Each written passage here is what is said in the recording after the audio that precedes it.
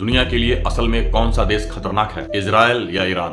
चलिए भावनाओं को बिल्कुल अलग रखकर सिर्फ तथ्यों पर बात करते हैं। एक तरफ इजराइल है जिसने न्यूक्लियर नॉन प्रोलिफरेशन ट्रीटी पर हस्ताक्षर नहीं किए, जो इंटरनेशनल एटॉमिक एनर्जी एजेंसी की पूर्ण निगरानी व्यवस्था का हिस्सा नहीं है, जिसके पास अलग अलग अंतर्राष्ट्रीय आकलनों के अनुसार दर्जनों से लेकर सैकड़ों तक परमाणु हथियार माने जाते हैं। दूसरी तरफ ईरान है जिसने न्यूक्लियर नॉन प्रोलिफरेशन ट्रीटी पर हस्ताक्षर किए, जो इंटरनेशनल एटॉमिक एनर्जी एजेंसी को निरीक्षण की अनुमति देता है और जिसके पास घोषित परमाणु हथियार नहीं है।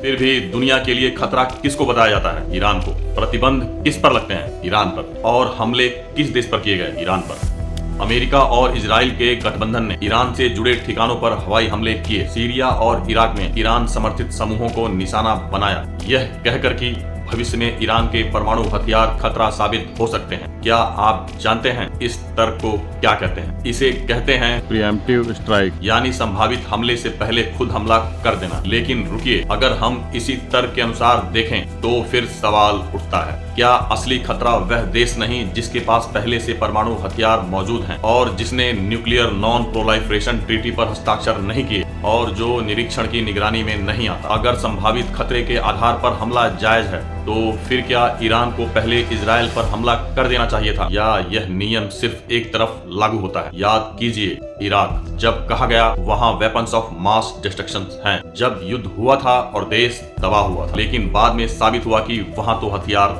थे ही नहीं, पर तब तक लाखों जिंदगियां खत्म हो चुकी थी। मुद्दा सिर्फ इजराइल या ईरान का नहीं है, मुद्दा है दोहरा मापदंड। एक देश परमाणु हथियार रखे तो सुरक्षा, दूसरा देश परमाणु कार्यक्रम चलाए तो अस्तित्व के लिए खतरा। एक देश हमला करे तो आत्मरक्षा, और अगर दूसरा देश प्रतिक्रिया दे तो आक्रामकता। यह नैतिकता नहीं है, बल्कि यह शक्ति संतुलन की राजनीति है। अगर सच में परमाणु मुक्त दुनिया चाहिए तो नियम सब पर बराबर लागू होने चाहिए, वरना यह साफ है कि दुनिया न्याय से नहीं चल रही, दुनिया ताकत से चल रही है।